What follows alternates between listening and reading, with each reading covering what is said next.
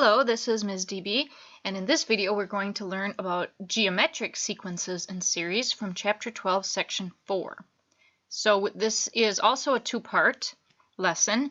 So today we're going to focus on finding terms of a geometric sequence, including geometric means, which is actually going to be in Part 2, and then also in Part 2 we'll find the sums of geometric series.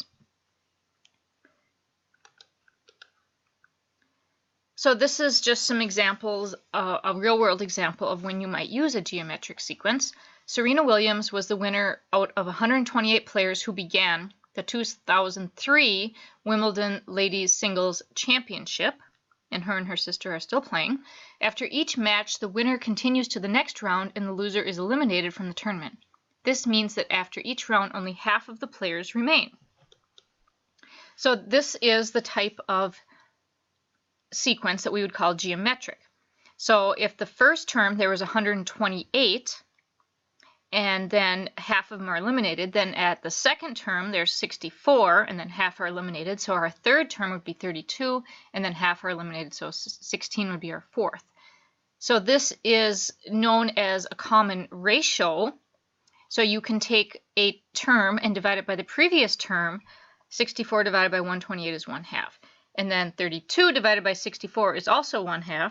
16 divided by 32 is also 1/2. So all of these ratios are the same, and that's called a common ratio, and we call that R. And we've used this already, so you should be familiar with that. Here's a graph of that tennis situation. As you graph it, you can see that it starts to decrease rapidly at first, and then it kind of levels off. This is an exponential function model. So geometric sequences have exponential models or graphs that are exponential. So you can think of these as an exponential function with sequential natural numbers as the domain. So here's an example where we're just going to identify, and since we've already learned about arithmetic sequences, the question will be, decide whether or not this could be geometric or arithmetic, or maybe it's neither. It could be one of those three things. And if it is arithmetic, find the common difference. If it's geometric, find the common ratio. So our first sequence is 100, 93, 86, 79. So remember that if it's arithmetic, our first differences will be our common difference, and they would all be the same. If you find that it's arithmetic, then you don't have to check to see if it's geometric, because it's only going to be one or the other, not both. So this is arithmetic, and our common difference is going to be -7. Okay, here's another example, 180, 90, 60, 15. So if it's arithmetic, we would have the same differences, but we don't. We have the differences of 90 minus 180 is -90, 60 minus 90 is -30, 15 minus 60 is -45. We do not have common differences. So now we're going to check the ratios.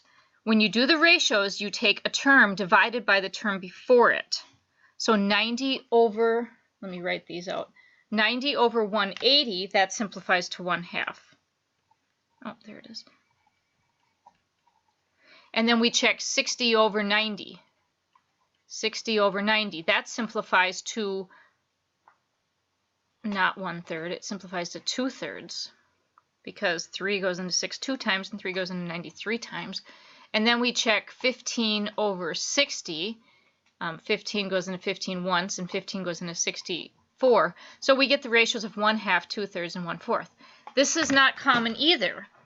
So this is not arithmetic, it's not geometric, and those are the only ones you've learned, so we have to say that this is neither.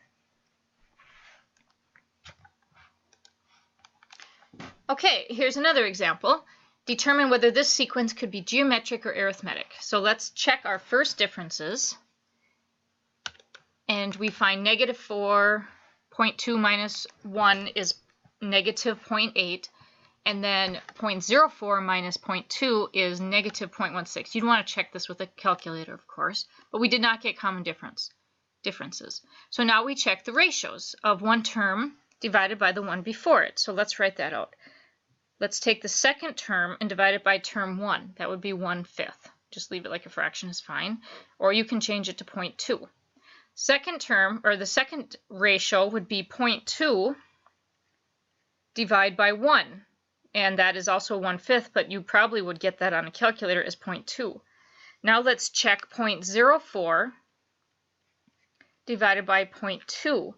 So I'm going to get my calculator out and I go 0.04 divided by 0.2, and what do you know, that is also 0.2, which this wrote as 1/5, but that's fine. Either way, we have a common ratio. Therefore, r is equal to 0.2, and this is geometric. This is just another example for you to try, so pause the video, see what you get if this is arithmetic or geometric. Okay, so you should have found that there was common differences, so therefore this is arithmetic with a common difference of -0.4. Here's some examples from your worksheet. They're not too tough. Let's do number, let's do number 3. So in number 3, the first thing that I do is check if I have common differences. So I take 60 minus 10, that's 50. And then I take 110 minus 60. That's also 50. So you're going to continue. If you get 50 for all of the common differences, then you'll say it's arithmetic with a common difference d equals 50. Let's try number 4. Common difference. So that means take -10 minus 5. That's -15. Then I take 20 minus -10. That's the same as 20 plus 10, which is 30. I don't have common differences. So I'm going to move on to ratios. So the ratio would mean I would take the second term and divide it by the first term. That's -2. Then I'll take the third term and divide it by the second term. That's also -2. Now if you see a pattern and you think that it's going to be that, check it with all of them. So then I have -40 over 20. That's also -2, so it's looking very good. Just a couple more to check. And it looks like in all of these cases, the term divided by the term right before it, the previous term, every time the ratio is -2. So number 4 is geometric,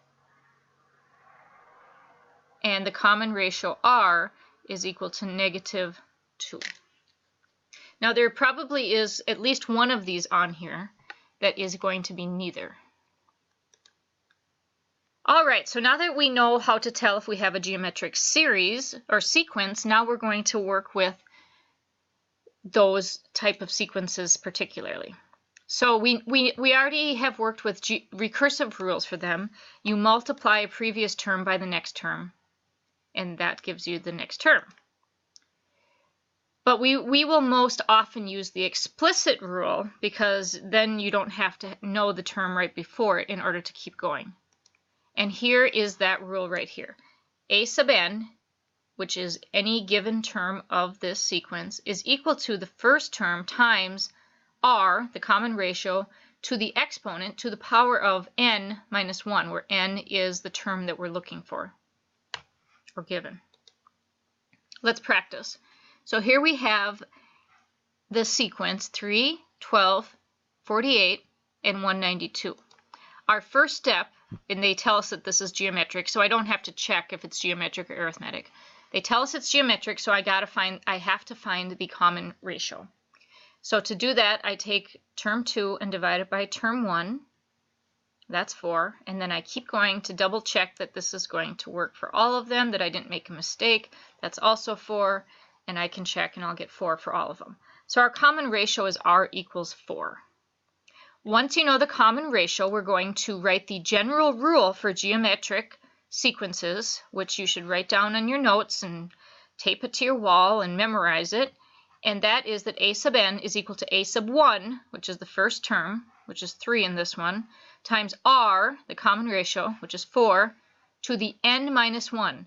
Now n is what term they're looking for. They're looking for 7, so n is going to be 7 for this problem. That'll change for whatever they're looking for. So a sub 7 is equal to 3, that was the first term right here, times 4 to the 7 minus 1. Now order of operations is extremely important here. If you multiply the 3 times 4 together and get 12, you'll get this problem wrong. You have to first work with the exponent, 7 minus 1. That's 6. So our first step is to rewrite this as 3 times 4 to the 6th. Second step is to do this, 4 to the 6th.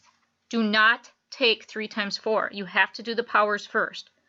So 4 to the 6th power is 4,096. I used my calculator to determine that. So I'm going to take 3 times 4,096. And I get 12,288. So this is growing very quickly. The 7th term is 12,288. Okay, let's look at this example. We have fractions, but that's okay. So we start by finding the common ratio. Again, they tell us that this is geometric, so we don't have to determine that first. So to find the common ratio, you take term 2, -3/8, and you divide it by term 1. Now this is a fraction divided by a fraction. There's more than one way to solve these. One way is to write this out in linear form instead of vertical, and take -3/8 divided by 3/4, and then to use your rule that says that when you are dividing fractions, you multiply the first fraction by the reciprocal of the second. So the second fraction gets flipped, and then you multiply. So this is -12 over 24, or -1/2. You can also cancel. 3 over 3 is 1. This would be 1 into 2. So you get -1/2.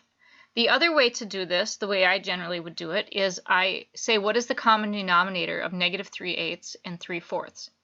And that's 8. So I multiply the top fraction by 8, and that cancels, and I get -3. And then I do the same thing on the bottom. I take 8 times 3/4, and that cancels, and I get 6. And of course, that also simplifies to -1/2. So our common ratio is R equals -1/2. Now, once you have the common ratio, then we're ready to write the rule. So you write out your general rule that you have written on your wall, that you've memorized, that you have in your notes, and we replace R with -1/2. Now, the first term of our sequence was 3/4, so I use that for a sub 1, and we're looking for the 9th term, so n equals 9.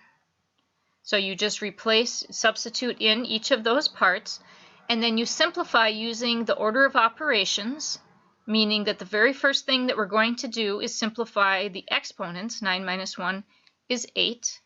And then you must take -1/2 to the 8th power. You can use 0.5 if you want. So -0.5 to the 8th power. Now, when you take a negative number and raise it to an even exponent, you're going to get a positive number,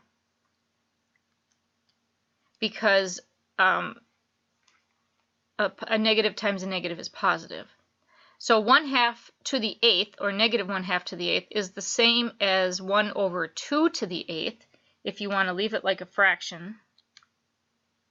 2 to the 8th is 256. So we really have 3/4 times 1 over 256, and then you can multiply those fractions and get 1 over 1024.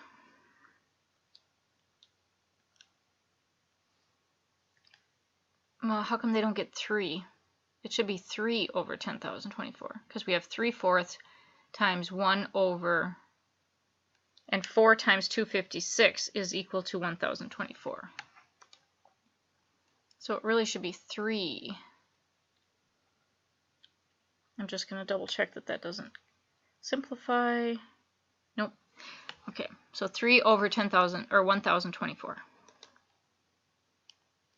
In this example, oh no, this is still checking the last one. So they're just doing a few terms out, and you'll see that they got the answer of 3 over 1024, which I had already changed it to. Okay, so here we have number 8 on the worksheet. So if you haven't started doing your worksheet yet, this is a good time to do that.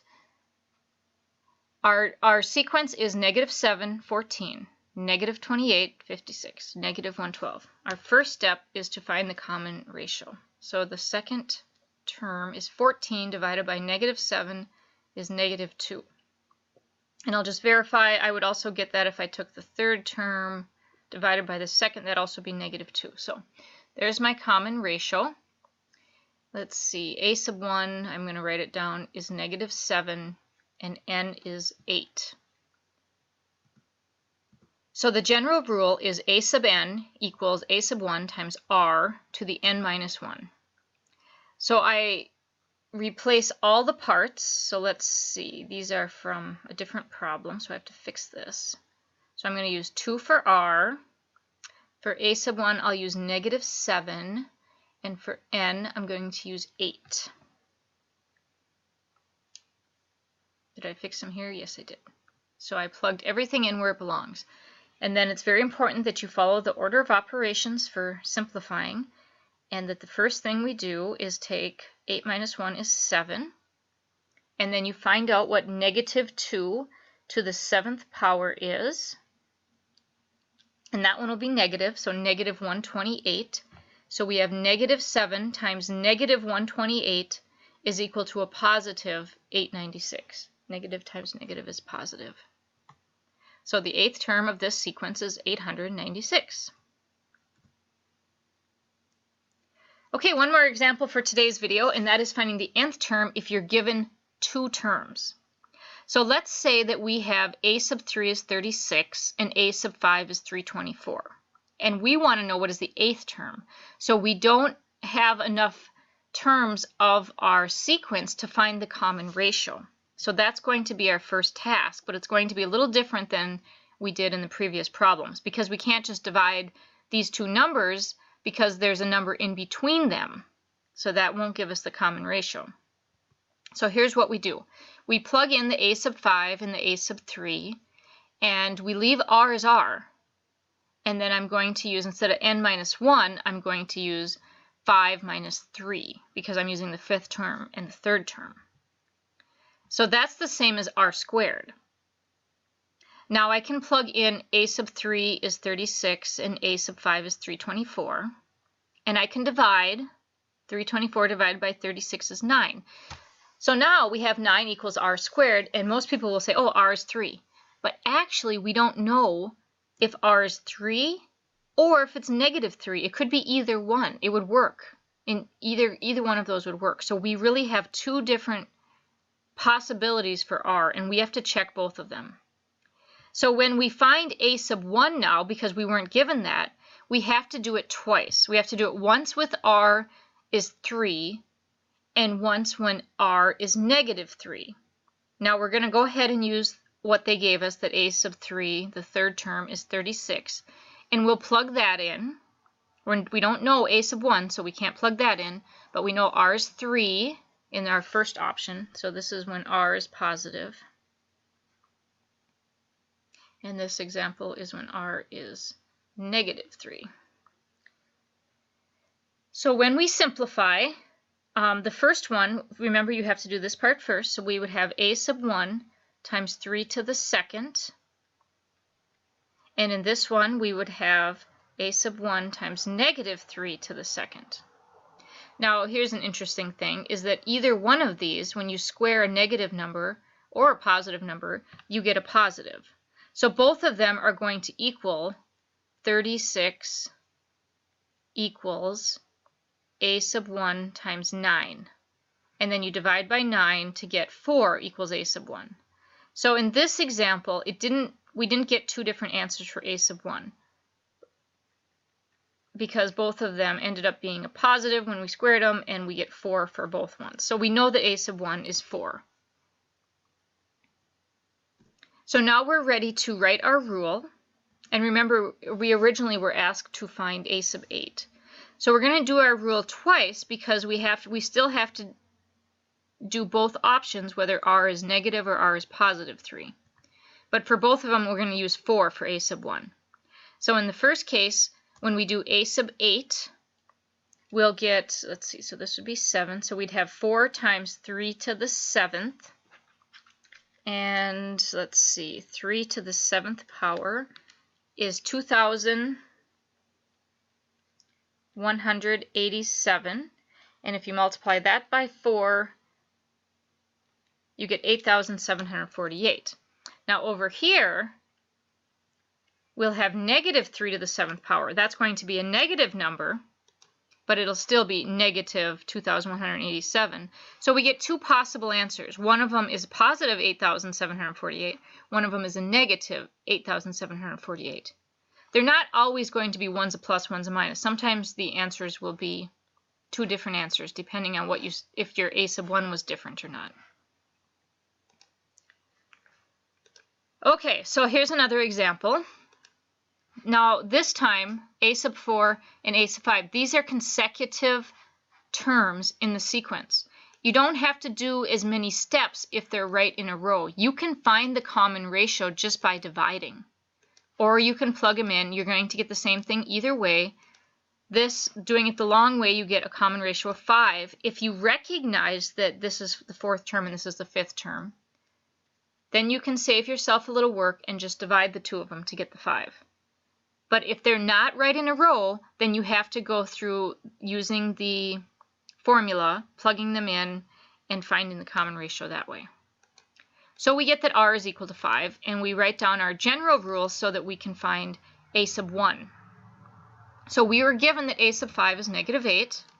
We also now know that r equals 5, and we're using n equals 5 because it's the a sub 5 that we were given. So we plug in all the parts and then we simplify. So this would be negative 8 equals a sub 1 times 5 to the third, which is negative 8 equals a sub 1 times 125. 5 to the third is 125. So we get negative 8 over 125, or as a decimal, negative 0.064 for a sub 1. Now that we know a sub 1, we're ready to plug everything in. We know that r is equal to 5.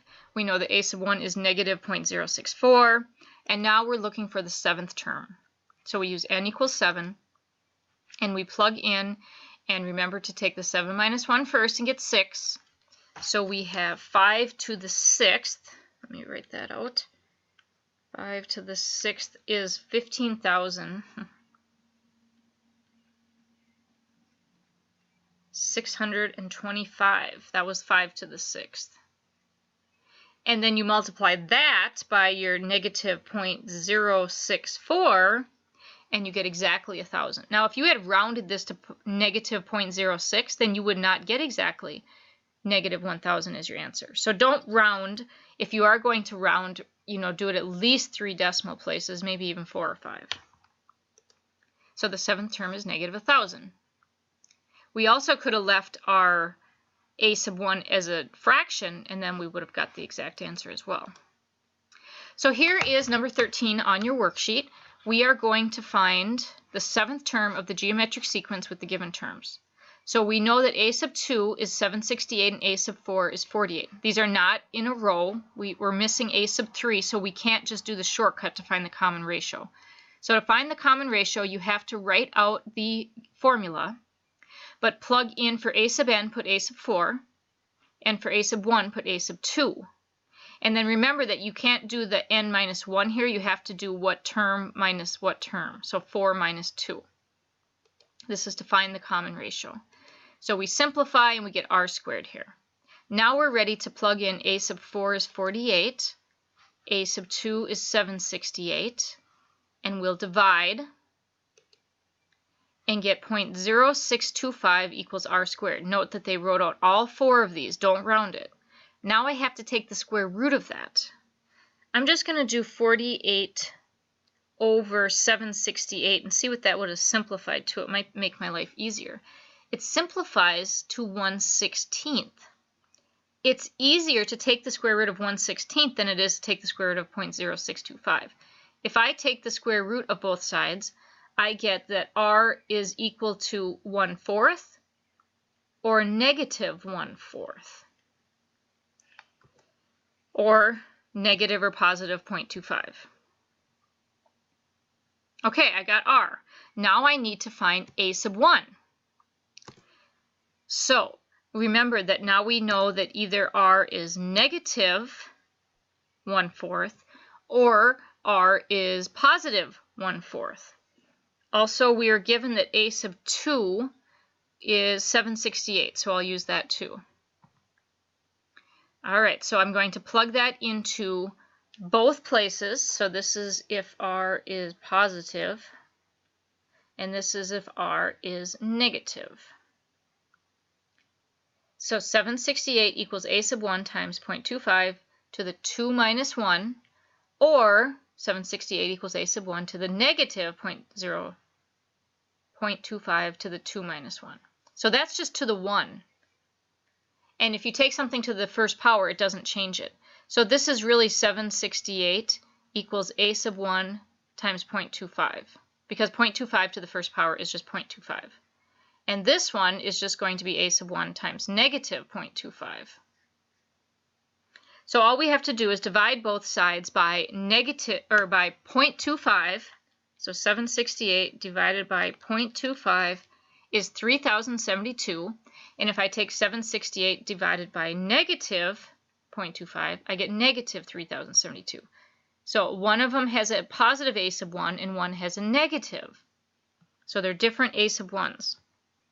So we're going to continue with our two different choices, our two different possibilities for our r being positive or negative. So our first possibility is when r is positive, and we got a positive a sub 1 then. Our second one was when r was negative, then we got a negative. Didn't we get a negative there? They forgot their negative, I bet. Yep, we have to put that negative back in there. Okay, so this should be a negative. And then I want the seventh term. So n is 7. So now I put in n equals 7. And that's 7 minus 1 is 6. So I'm going to take 0.25 to the 6th power, or which is the same as 1/4 to the 6th power.